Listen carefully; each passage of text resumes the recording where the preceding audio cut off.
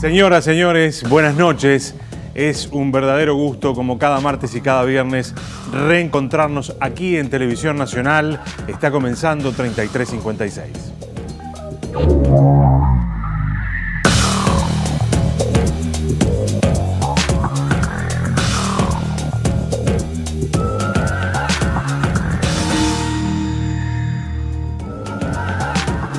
Hoy es una de esas noches que agradezco muchísimo haber elegido esta profesión. Probablemente, si no lo hubiera hecho, la vida no me hubiera dado la posibilidad de cruzármelo. Un hombre que definitivamente marcó parte de mi niñez, mi adolescencia, es el responsable absoluto de que ese género popular tan maravilloso que es la murga sea parte de mi universo sonoro.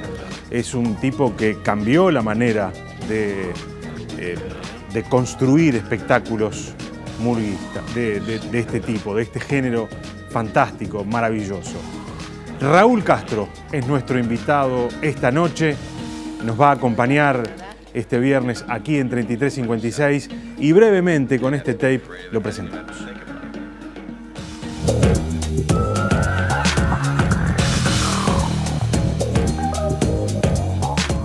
Raúl Castro Brescia nació el 3 de abril de 1950 en Montevideo. A los 7 años debutó como letrista en la murga de niños Los Caminantes. Estudió en la Escuela Noruega, el Liceo Suárez y el Instituto Alfredo Vázquez Acevedo. Comenzó la carrera de agronomía, pero tuvo que abandonarla luego del golpe de Estado en 1973.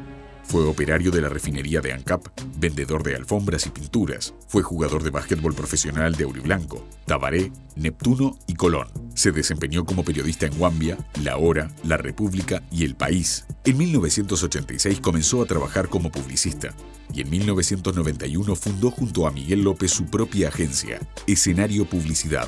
En su faceta de creativo publicitario, fue creador de uno de los textos comerciales más recordados de la publicidad uruguaya, El Grito del Canilla. En 1980 fundó la murga Falta y Resto. Es músico, actor y cantante. Ha participado en más de 50 obras discográficas, propias o como invitado. En 2015 publicó un disco como solista, Tinta Brava. En 2016, durante una intervención quirúrgica tuvo un paro cardíaco. Estuvo 5 días en coma y 20 minutos apagado, según él mismo define ese episodio que modificó radicalmente su vida. En su carrera de murguista y cantor popular, se calcula que Raúl Castro actuó en más de 5.000 funciones.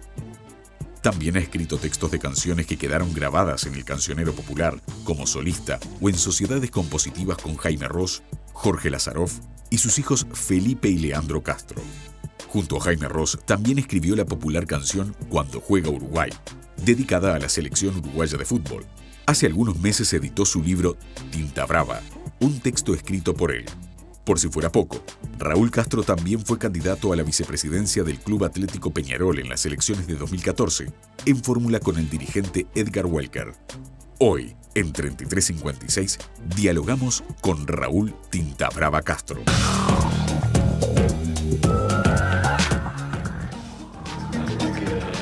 Esto que ustedes acaban de ver es seguramente un fragmento muy pequeño de las cosas que ha hecho Raúl Castro en toda su vida. Probablemente podamos hablar de sus años en el exilio, de algunos de los trabajos que supo tener en el exilio madrileño, que lo hizo, por ejemplo, tener la maravillosa experiencia de viajar 2 veces por semana de Madrid a París como parte de su trabajo habitual. Raúl Castro es nuestro invitado esta noche. Es un inmenso placer para mí tenerlo aquí en el estudio de Televisión Nacional. Como pocas veces, además, debo reconocer, cuando pusimos en nuestro Twitter que iba a ser nuestro invitado, empecé a recibir mensajes privados por WhatsApp o de otras formas de mensajería, de gente que de alguna manera me quería expresarme que iba a estar ahí del otro lado escuchando a Raúl Castro. Hacemos la primera pausa de esta noche y ya venimos.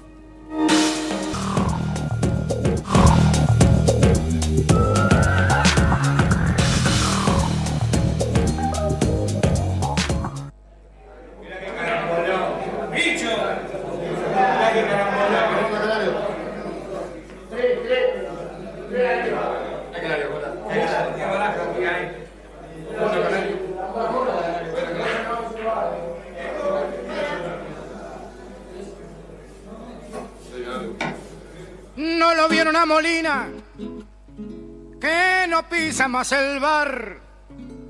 ¿Dónde está la gran muñeca que no trilla el bulevar?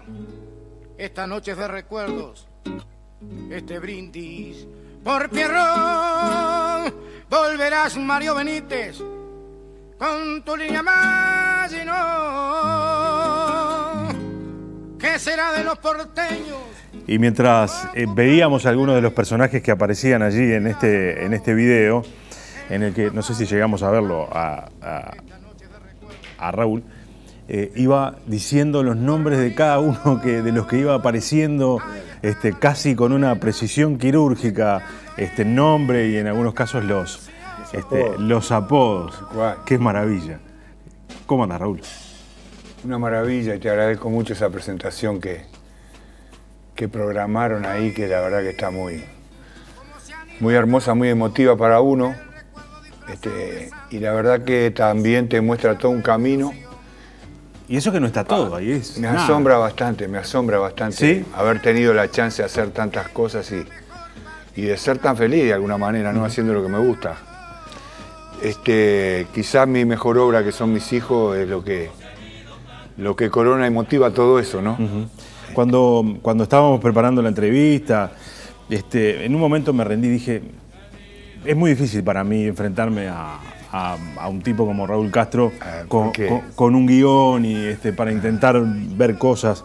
Yo decía, recuerdo que el primer contacto que yo tuve, que recuerdo, con el fenómeno de la murga, y de alguna manera con el fenómeno artístico en general, porque fue creo mi primer, al menos en vivo, ¿no? Porque uno la música la tiene desde que es muy chico, porque en las casas, por suerte, en la mía, había música permanentemente. Pero creo que fue con Falta y Resto allí en los festivales que se hacían en el Tanque Sisley. El otro día cantamos en el Tanque Sisley, mirá vos, en un acto contra la reforma. Mirá, y no me acuerdo, esto sí no me acuerdo porque ahí me falla la memoria, si el primer abrazo de un murguista me lo diste vos o Julio Julián. Mirá lo que le mando un beso a Julio. A Julio Julián, que está pasando por un momento difícil, le mando un beso grandote.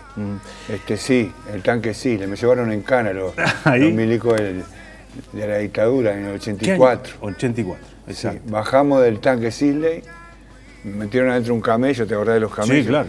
Para el Teatro de Verano. En el Teatro de Verano me hicieron hablar con el capitán, no sé, no me acuerdo el nombre, que era el presidente del jurado. Sí. Parece el Lelutier, ¿viste? El presidente del jurado era el capitán. Y me dijo que si sacaba la despedida, ganábamos. Mirá. Salimos séptimo ese año. Cantaste la despedida. Cantaste la despedida. Sí, era la de las cañas de 1811. Sí, claro. Sí, claro. El Tanque Sisley, hacíamos carnaval de mañana ahí también. Claro, ahí, de esos espectáculos. Sí, de mañana. 4 o 5 tablados de mañana teníamos. Qué maravilla. Sí, un día hicimos 17, en domingo, con la falta, en el 84. 17 tablados. Una de las cosas que siempre me impresionó de Falta y Resto, obviamente, y no vamos a hablar solo de Falta y Resto porque tu vida... Es que tiñe bastante de mi vida, ¿viste? Ese es el tema. Sí. Hablar contigo, no hablar de Falta y Resto, sería un poco hacer un esfuerzo sobrehumano. Un poquito de lado. Pero una de las cosas que me sorprendió siempre fue esa manera de incorporar algunos elementos al género, que es un género muy rico. La murga es un género maravilloso ya de por sí. Claro. Pero Falta y Resto tuvo esa capacidad de incorporarle otros elementos, otras miradas, desde otras artes escénicas inclusive. Claro. Que fue revolucionario en aquel momento, seguramente generó problemas, seguramente te generó enfrentamientos hasta con los propios murguistas y con el propio mundo de una resistencia hay a veces en el conservadurismo, los cambios. ¿Vos te das cuenta hoy que efectivamente esto fue así y que hay una murga hasta el 80 que nace en Falta y Resto y hay otra después? Yo creo que hay, en diferentes épocas de la historia, murgas que determinan, murgas que están tocadas con el humor popular, con la mágica varita del humor popular del momento, ¿viste? El humor en el más, en el más amplio sentido, de los sentidos, ¿no? Ese letrista, esos integrantes, ese momento político, social, deportivo, etcétera, etcétera, etcétera, generacional, sociológico, que vive el momento, ese pueblo, hace que en una, en dos o en tres, a veces más marcadamente, murgas, como expresiones reales del pueblo, aparece la verdad. Claro. Lo que todo el mundo aplaude y dice, ahí está mi murga, es esto. Nosotros tuvimos la suerte, muchas oportunidades de lograrlo eso. Y yo me di cuenta que lo único en común que tenía para conseguir eso era el cambio. Todo el tiempo. Siempre. Si vos te repetís marcha. Porque si vos pensás que sos una moda, las modas, decía Oscar Wilde, son una forma de fealdad tan espantosa que hay que cambiarla cada 6 meses. Claro. Tenés que tener una estrategia de largo plazo con la murga. Bueno, en ese sentido, vos has demostrado que aún teniendo ese sello tan poderoso, esa marca tan potente que es Antirresto, esa manera de entender al carnaval... Y la vida. Y la vida. Hubo momentos que quebraste, ¿viste? Pegaste unos... Y me bandié contra los costados. Probablemente. Un año le saqué la batería. Yo no. El grupo que yo integraba en ese momento decidió salir con una batería americana, que Rafaelito Hugo tocaba 5 minutos un solo de batería, la gente no entendía nada. Claro. Me dijo, ¿qué hiciste con la murga? Me decía la gente. Para matarme. Sí. Pero había que desestructurarla para volverla a estructurar también.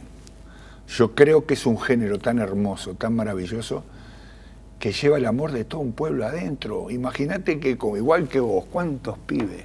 Igual que yo, ¿cuántos pibes por primera vez encontraron un subeta sensible, atada a lo popular, viendo bajar una murga del tablado? A mí me pintó Pastrana. Claro. En el tablado de mi barrio. ¿Vos te acordás cuál fue la primera murga que viste y que te generó esto que yo contaba al comienzo? Asaltante con patente. Mirá. ¿Año? En el 57. Cuando yo iba a los ensayos y le robé la despedida a Carlito Soto, le puse caminante a la murga de mi barrio y me quedé como letrista. Y le robaste la... Como el buril que el mármol va modelando, golpea febril nuestra insistencia al cantar, herencias que el pasado nos ha dejado bajo esa. ¿Y ahí te diste cuenta que querías hacer eso? Yo sabía que la murga era mi vida. Siempre supe que... Lo supe desde lo político. Yo me sentaba en el escalón de mi barrio y sabía que tenía que haber otras murgas. Claro. Conceptualmente, tenía que ver otras maneras de pensar, que el pueblo estaba hablando y diciendo de otra manera, además de la que yo escuchaba con mi barrio de amigos, que eran los Beatles de los 60, que era el Gardel que escuchaba mi viejo y mi vieja, y había otra cosa por ahí, esa murga que yo veía. Y bueno, después vinieron las que fueron en mí lo que fue la falta para vos, fundamentalmente la Soberana. La Soberana. Soberana estampó como un sello que la murga es una comedia musical política. Totalmente. Yo me acuerdo todavía, no sé, viste esas cosas raras. Sí. De memoria. La empiezo a recitar y me la sé de memoria en el cuplé de la computadora. Claro. Es rarísimo. José Milton Alariz, Pepe Veneno, estés donde estés. Y en tu casa, la murga estaba presente, ese fenómeno popular, o se escuchaban otras cosas y las cosas que estaban ahí en mi casa de la niñez? Claro. No, mi padre estaba presente porque mi padre era un amante, era muy ballista del viejo Pepe Valle, del pueblo de Peñarol, del ferrocarril. De ahí tuvo otra pasión. De ahí me dio otra pasión. De ahí era mi abuelo, que fue fundador del CURC, desde el lado de los obreros criollos del CURC. Fue maquinista ahí en la estación. Y mi padre era muy ballista. Como ballista que era, estaba enamorado de lo popular. Viste que los ballistas y los peronistas tienen ese defecto. Sí. Se enamoran de lo popular. Y el viejo me inculcó un amor bruto. Me llevaba a la vuelta, a ver la llegada de la vuelta. Escuchábamos en turismo la vuelta ciclista. Íbamos todos los partidos de Peñarol que podíamos. Al básquetbol me llevaba a segunda de ascenso porque había cancha, en la cancha del barrio siempre algún partido había. Me enamoró de lo popular. Claro. Y ahí apareció el carnaval. Y mi padre cantaba lindo, mi madre era profesora de solfeo. Mirá. Mi viejo le encantaban los asaltantes. La preferida de él era la despedida de los pájaros. Siempre que íbamos en el auto, un Fiat del 49, mi viejo cantaba. Vamos a cantar, me dijo, la despedida, vamos. Cantamos la de los pájaros. ¿Y vos te la sabías? Sí, claro. Porque además hay una historia muy linda que cuando sale esa despedida en el año 61, que la escribe Carlitos Soto para los asaltantes, yo tengo hepatitis. Y mi padre, como no teníamos televisión todavía, mi viejo consigue prestado un grabador geloso y una radio portátil. Y me la trae a mí para que yo juegue durante el enero y febrero. Claro, pasé, ibas a estar adentro. 11 años, imagínate, tener quieto un botija 11 años, sin televisión, computadora, nada. Un grabador celoso. Yo grababa a Dalton Rosa Riolfo al mediodía una audición que se llamaba Adelantando el Carnaval, que él iba por los ensayos y grababa las carámbulas. Y yo de tarde jugaba, desgrababa eso y anotaba. Y la cantaba. Y jugaba a ser murguista. Cuando me curé, mi viejo dijo, bueno, ¿qué querés que te regale? Porque te portaste bárbaro. Quiero ir al Jardín de la Mutual, que hay festival de murga. Y cuando fui, lo cuento en mi libro esto, y cuando llego al Jardín de la Mutual, empiezan a venir las murgas, y yo me entro a asombrar porque el que yo me imaginaba petizo era alto, el que me imaginaba gordo era flaco, el solo que yo, pero las sabía todas las letras. Entonces el Dalton me vio y me dijo, pibe, ¿cómo sabes todas las letras? No puedes haber ido a todos los ensayos. Y ahí le contaste. Y ahí el tipo no podía creer que un gurí de 11 años... Me miraba y miraba a mi padre, y yo me recosté a mi padre porque me dio como no sé qué, ¿viste? Y me dice, ¿vas a ser murguista vos? Y yo le digo, ¿qué le parece? Mi padre siempre la contaba esa noche. Obviamente que antes de la murga, hablábamos recién en el informe, bueno, estudiaste agronomía, fuiste trabajador de ANCAP. ANCAP, sí, en un momento difícil. ¿Te fuiste del país? Sí. Y hay una cosa que me fascinó, escuchando y conociendo, tratando de conocer un poco de tu historia, la menos conocida, digamos. Sí, sí. Para mí tuviste el mejor trabajo del mundo. Es un trabajo lindo, sí. Ibas de Madrid a París sí. 2 veces por semana en el tren. En el Porte du Soleil, en el Porta del Sol, claro. Porque, ¿qué pasó? Nosotros llegamos primero a Madrid, cuando nos fuimos de acá, también un poco entre corridos y asustados, porque me habían puesto una bomba en mi casa, me habían prohibido 2 discos al grupo nuestro, Patria Libre, nos habían prohibido en carnaval con las ranas. ¿Y no fue con el Choncho? Con el Choncho, y la que fue su primera compañera, Serrana, Rosario, que era mi mujer. La madre de los 3 más grandes. Mis 3 hijos mayores, y el flaco Ferreira, un amigo. Éramos 5, que le decíamos el nene, como era el nene de los 2 matrimonios, ¿viste? Sí. Y nos fuimos a vivir juntos a España, y ahí yo conseguí el trabajo, entre otros trabajos que hice de todo. Conseguí, atrevido como soy, hablando con el francés del liceo, el trabajo en el... ¿Y en qué consistía el trabajo? Era guarda de un vagón. Ah, eras el guarda. Pero ¿qué pasa? Yo a las 8 de la noche tenía que estar ahí al borde del andén, digamos, de azul, un trajecito azul, corbatita, todo precioso. Dictadura de Franco. Sí, claro. Gorro. Venía la gente, los pasajeros de mi vagón, y me daban los pasaportes y los pasajes. Claro. Yo me fijaba en los pasajes, cotejaba que el pasaporte estaba en regla y subían. Se acomodaban en sus diferentes compartimentos porque era un tren litera. Ajá, sí. Con 6 camas en cada camarote, digamos. 2 asientos de 3 y 6 camas. Y yo tenía mi compartimento, con heladera, con un divino sillón. Sí. Viajaba toda la noche, ayudaba...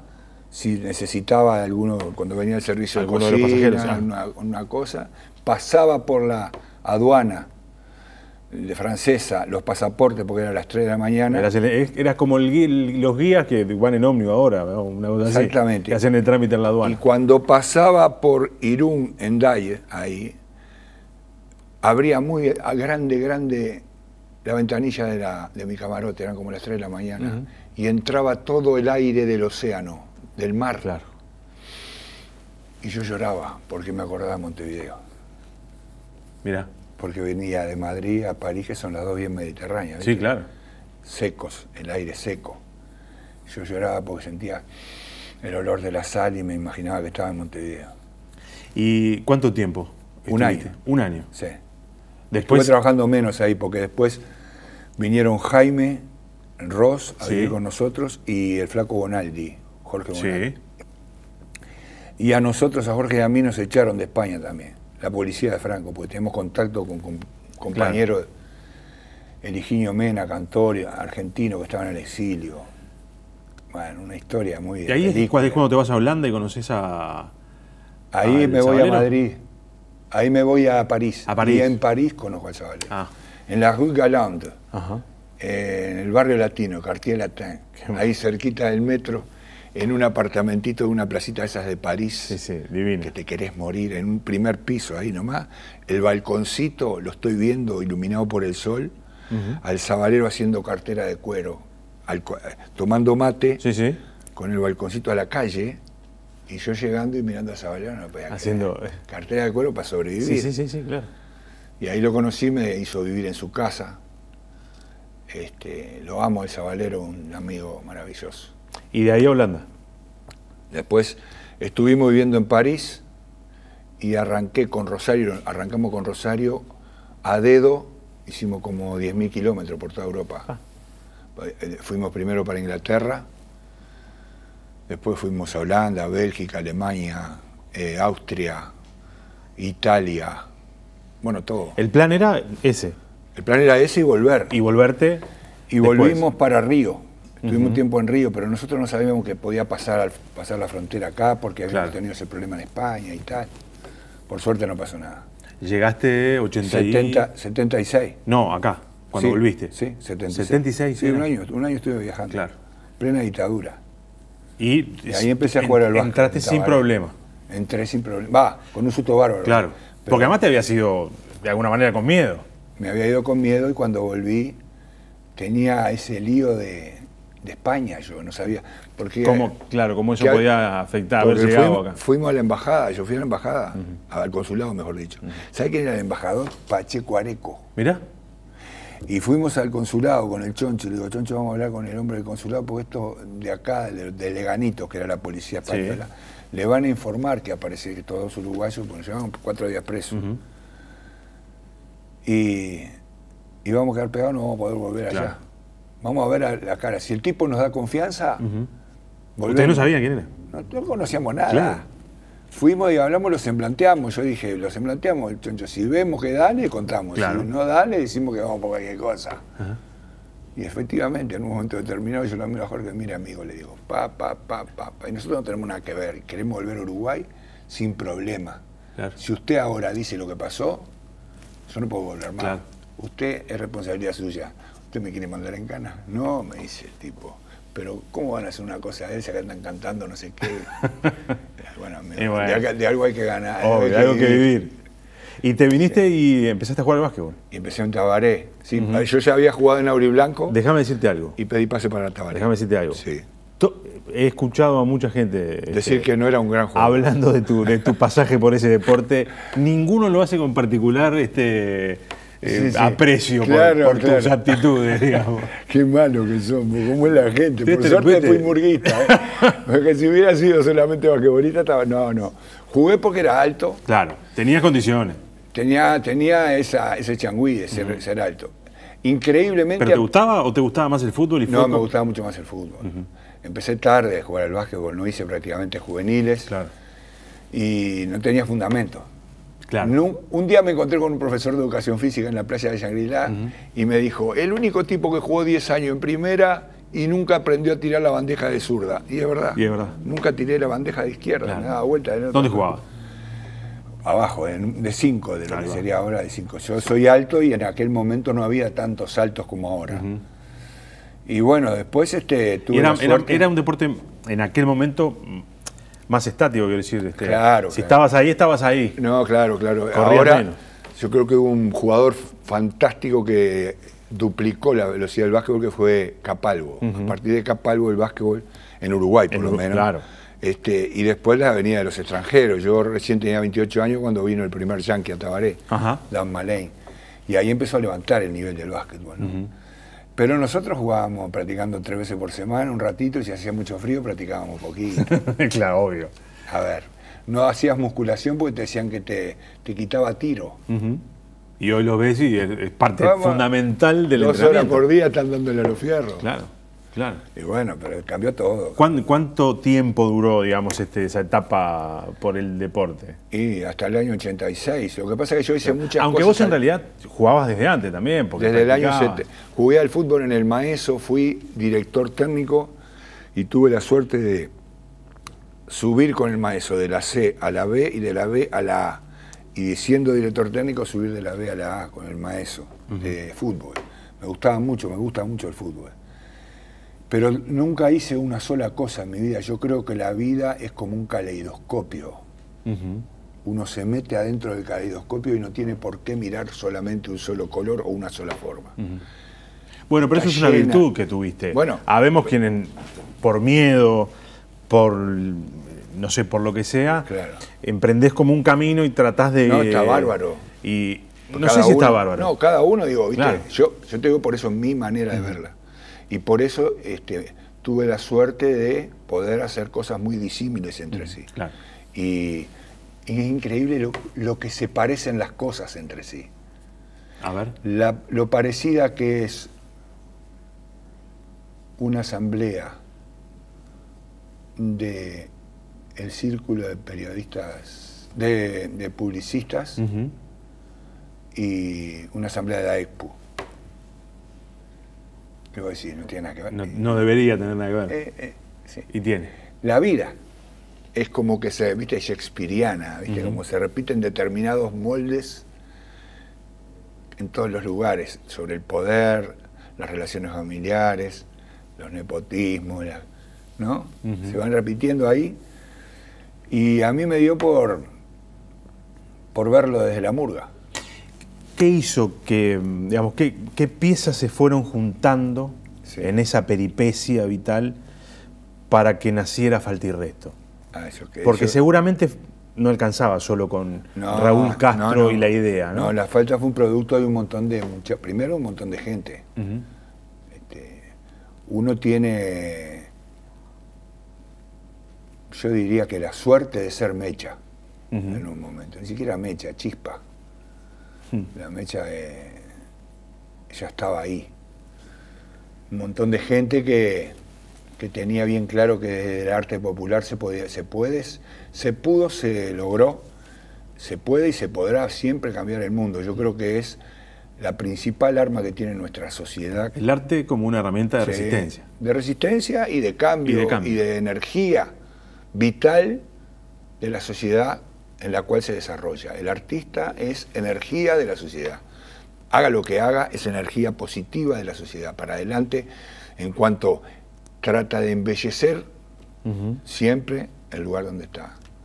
De embellecerlo de 1000 maneras diferentes, con una escultura, con una pintura, con una despedida de murga, con un tango o con una nota periodística, porque hay momentos que el periodista se convierte en artista, y eso vos lo sabés muy bien. Vamos a hacer una pequeña pausa y nada, teníamos preparado un montón de cosas que las queremos ir tirando, pero viste que la conversación a veces hace que uno no tenga demasiadas ganas de interrumpir. Se libre. Pero me interesa cómo tu concepción de este género. Bueno. Y cómo eso además después esa misma concepción y la posibilidad a veces de no llevar adelante esa idea es generadora además de otras cosas. Y quiero después de la pausa compartir algunas cosas que me parece tienen que ver con eso, ¿no? Con ese impulso gigantesco por transformar algo que cuando se enfrenta a un obstáculo lo transforma aún más. Pausa y seguimos con Raúl Castro.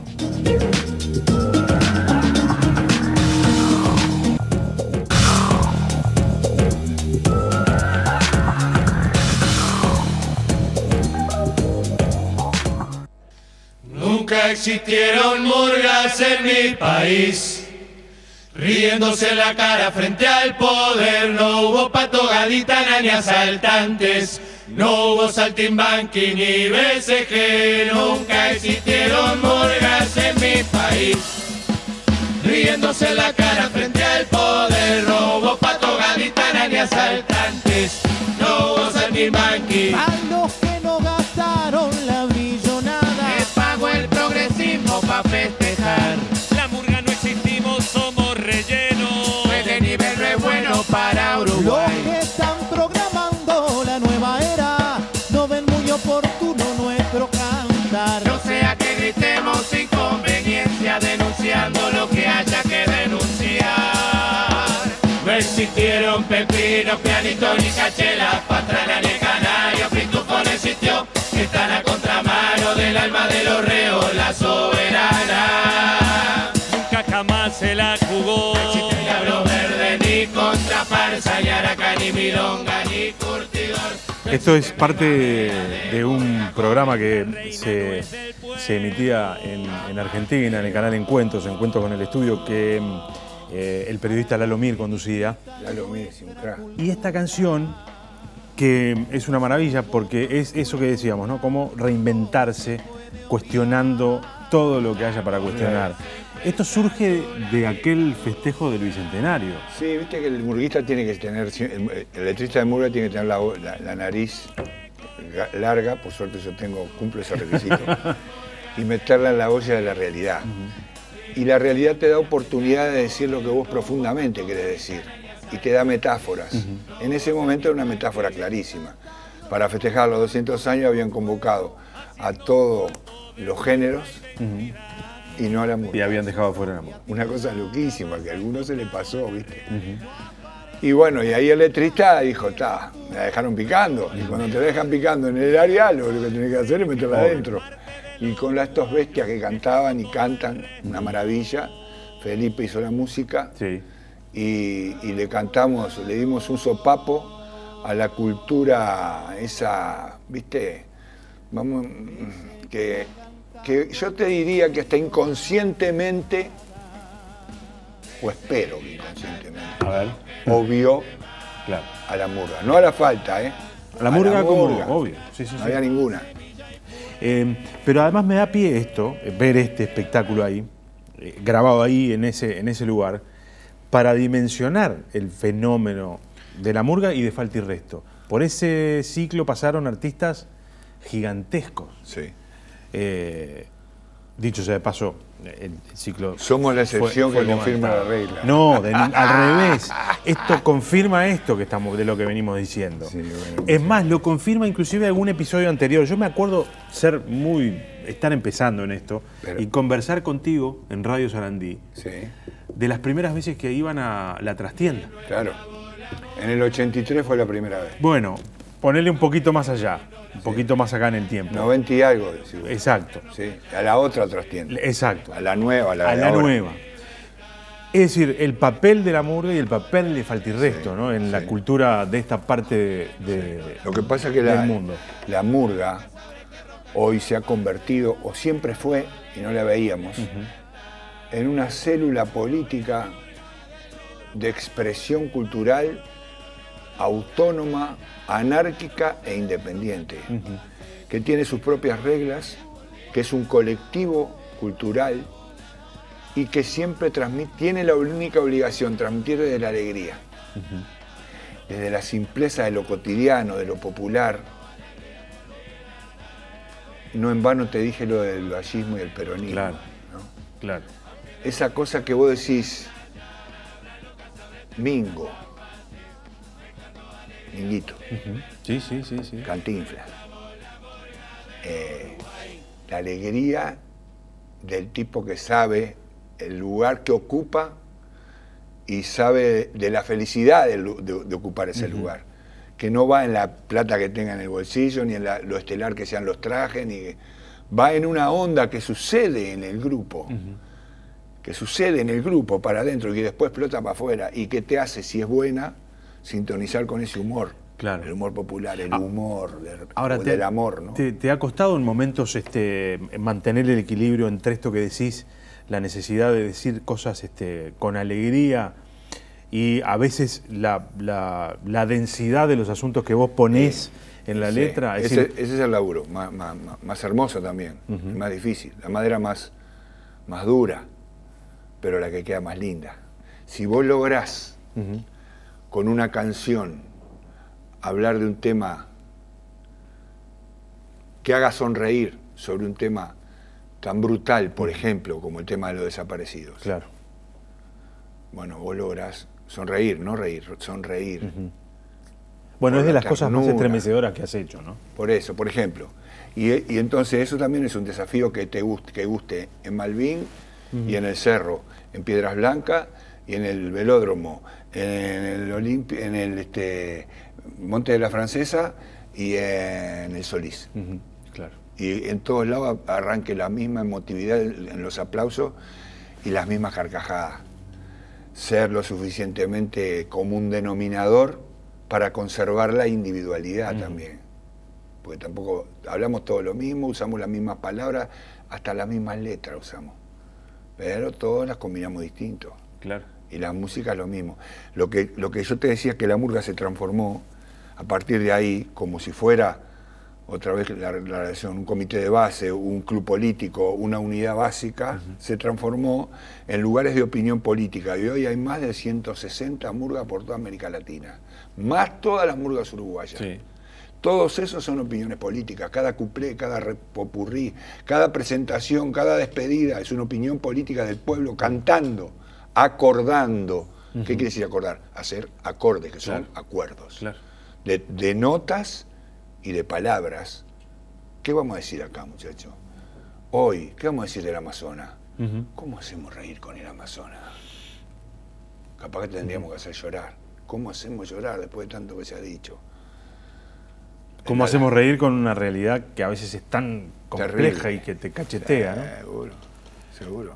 Y sin embargo, bueno, es el desafío también y es parte del juego. Lo que te decía, transformar la realidad en alegría, esa es la tarea del murguista y de la murguista. De la murguista. Sí, claro. Y acá te metiste en un asunto bien interesante, porque también ahí rompiste, un día dijiste, vamos a romper todo. No, me rompieron a mí.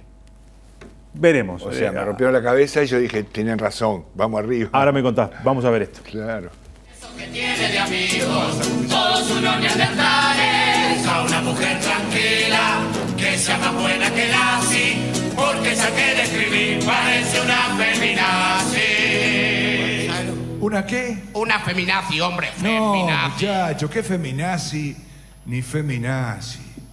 Una mujer con mayúscula. Es verdad, a veces me dice cosas que me cuesta comprender. Pero soy yo que me tengo que detener y escucharla. Tengo tanto que aprender. ¿No les parece?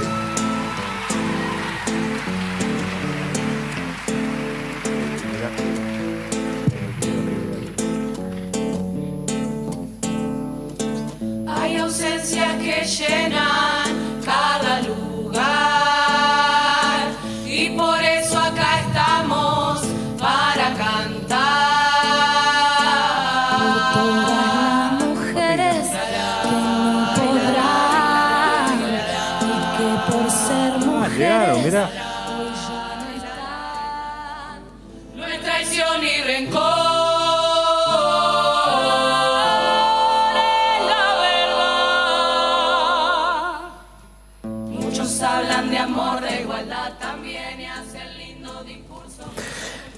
Qué maravilla este coro de mujeres que generó un revuelo gigantesco, pero que a mí yo lo escucho y me emociono, indefectible. Sí, vos sabés que increíblemente se transformó en la canción más expandida de La Falta de toda su historia. ¿Sí? Hoy la tocan en toda América, sí, los movimientos feministas la han adoptado. Es una letra de Soledad Castro, de mi hija Soledad, y una música de Joana Duarte y de Papina de Palma. La verdad que estremecedora. Yo cuando la escuché por primera vez en el ensayo, que ya me la trajeron prontita, cantada y todo. ¿Ah, sí? me tuve que ir, me fui para adentro, para el fondo, hacia Naute. Lloré un ratito, solo, por darme cuenta en lo que estaba sirviendo la murga. Y además decías, antes de que empezaran a cantar, vos decís, tengo tanto que aprender. Claro. Digo, tenemos tanto. Pero eso, claro, ese diálogo no lo escribí yo, obviamente lo escribió Soledad, también escribió todo el cuplé. Me costaba cuando me lo trajeron para ensayar eso. Este es un atrevimiento, pensaba yo. ¿Qué tengo que aprender yo? ¿Me entendés la cabeza? Sí, claro. Me costó convencerme y convencer, porque si el artista no se convence, y menos el murguista, porque yo puedo aceptar un artista de otro género teatral que vienen y le dicen, tenés que cantar esto, ya está. Sí. Ahora, el murguista por definición es discutidor nato, tiene la obligación de discutirle la letra al director, al letrista, al patrón, a quien sea. Claro. Yo no estoy de acuerdo con tal cosa, me gusta. Necesito estar de acuerdo para poder cantar esto. Eso, porque tiene que convencer mano a mano, no hay pantalla de por medio. Yo digo el carnaval como yo lo entiendo. ¿No? Yo entiendo el carnaval viendo el olor del sudor del murguista. En el abrazo final, la cara pintada del Botija, que lamentablemente ahora no pinta la pintura del murguista. Ya no pinta. Viste que a veces el progreso no es... Es muy sofisticada, digamos, y no es como aquella pintura... A veces el progreso no siempre es bueno, ¿viste? Sí. Pero bueno, lo que te quiero decir que hoy la murga se expande y es una revolución cultural en todo el sur de América. Porque ahora los santafesinos me hablaron quieren armar murgas. Quieren que la gente se exprese como nos expresamos los uruguayos, con la murga teatral. Claro. Ellos le llaman murga estilo uruguayo. Sí. Por toda América. Cuando... obviamente esto está puesto a propósito, ¿no? Tiene un sentido. Sí. Porque nada, generó un movimiento gigantesco. Sí, claro. Sé que a vos también te removió y te hizo esto que decía, tener que pensarme de vuelta, tener que rearmarme de vuelta. Lo hace constantemente. ¿Qué te importó el debate que se generó en torno al tema? Sí. ¿Era el objetivo? Obvio. Sí. Vos lo hacés con la clara intención de que provoque la discusión, de que provoque el replanteo de un montón de gente, porque así lo entendí yo también de parte del movimiento feminista, que es el que lidera esta tendencia, porque yo te hablo del movimiento murguero, pero mucho más importante, obviamente, que el movimiento socialmente y políticamente, el movimiento feminista. Y entonces poner al servicio del feminismo el movimiento murguero me parece inteligente, por lo menos no solamente ético, desde el punto de vista moral humano, sino inteligente. Si viene el movimiento feminista, que es el movimiento que nos está avivando, los giles, como yo, que nos está avivando, que nos estamos perdiendo el color rojo en la murga. Estuvimos 100 años sin pintar con el rojo, sin la mujer. Y yo digo, ¿y por qué? Ahora, ¿no? Claro, pero después que pasaste el puente, mirás el precipicio. Entonces yo ahora siento la necesidad de propagar esto, que cada uno haga lo que quiera también, ¿no? No digo nada a nadie, pero yo peleo por la murga paritaria, porque en la falta no haya 6, haya 8. Mitad y mitad. Todavía estamos peleando, ¿viste? Y vamos a conseguirlo, y que capaz que alguna se replica. ¿Sabés que cuando esto pasó, yo me acuerdo que fue una revolución, porque fue una locura lo que pasó, yo escuché algo así como, bueno, no, pero ese coro no se sostiene con esas voces de mujer. Claro. Y Ana, nuestra productora, vos la conoces mucho. Así Anita, que gran murguera. Me dijo, el problema de esa murga es que los varones no podían sostener el canto que enfrente ponían esas mujeres. Claro, puede ser. Sí, puede ser. O sea, yo pienso que el Leandro le encontró un tono, una manera de ensamblar a los hombres y las mujeres que fue maravilloso, que fue zarzuelístico casi. Yo tuve la suerte de convivir con Juancito Lazaroff y con Susi Sesconi años como cantantes de zarzuela. Y aprendí mucho ahí. Cuando Leandro lo mamó de niño también, toda esa onda de los abuelos. Él entendió en lo más profundo de su tradición Claro. coral cómo tenía que sonar ese coro. Claro. Y dijo, tiene que ser fulana, las eligió él a la chiquilina. Fulana, mengana, sultana, sultana, sultana y sultana. No le erró. No le erró. Y ahora hay otras chiquilinas que también están cantando, que son una magia, pero sobre todo en el día a día, en el vestuario, en la torta pascualina y en el bo. Mirá Sí, sí. que... La mirada permanente. Claro, la mirada permanente. ¿Te generó algún dolor esto también? Sí. Un dolor, Sí. ¿no? Porque tuviste ahí un diferendo con quien había sido tu compañero de ruta en Sí, esto. me generó un dolor. Comprendí a las mujeres. Comprendí un montón de cosas también. Y ¿Te está surciendo ese dolor? yo creo que sí. De a poco se va a ir surciendo. Siempre hay que tener fe en el hombre. Yo siempre digo, además, que mis amigos son tuertos, los miro de perfil.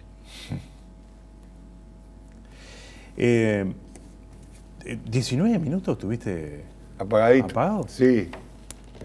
Dice Pipe 19. Stein, escuché a Pipe Stein que decía... Un crack, es mi amigo el Pipe. Sí, sí. Dice que le contaste que viste tu velorio. En realidad es una Sí. especie de metáfora. Sí. Viste a la gente Sí. mandándote Cosa como el si- cariño Claro, y el amor. Claro, una cosa increíble. Increíble, yo no sabía que la gente me quería tanto. No tenía idea. Después me di, o sea, y más ahora, después que salí de ahí, hasta el día de hoy. No hay un día que no pase que alguno me grite, flaco, vamos arriba, ¿cómo andamos? Como diciendo, Sí, sí, claro. vamos por tu salud. De aquello bien. ¿Todo bien? No saben de repente ni qué pasó. Sí, pero- sí. Y por otro lado, el cariño de gente que viene y te da un abrazo llorando y te dice, yo recé por vos. Y después te cuentan por qué. Claro. Y entonces tiene que ver todo con la obra de uno también, ¿viste? Mirá, me voy a ir porque nos tenemos que ir. Me quedaría toda la noche, pero nos tenemos que ir. Qué lindo. Luján nos manda un Twitter. Sí. Dice, a mí me emociona verlo. Lo seguimos mucho con mi hija Mariana. ¿Viste? Ella se rehabilitó después de un accidente con las letras de la Fania. Qué cosa más hermosa. Bueno, esto, ¿viste? Le mando un beso enorme a Marianita divina. Hicimos una canción con Mariana Zaffaroni. Un día apareció en la puerta de la trastienda y dijo, me encontraron. ¿Cómo? Una mujer grande. Sí, yo. claro. Recuerdo perfectamente Y me dijo- esos días. Y me dijo, yo soy Mariana Zaffaroni. Ustedes me vienen buscando desde la presentación del 88. Fua. Gracias por haber venido. A vos, hermano. Gracias. Qué linda nota. Muchas gracias. Hasta la semana que viene. Descubrir en sus manos entintada la verdad. Y compartir la fuerza de la bohemia que la madrugada premia con la luz de su amistad.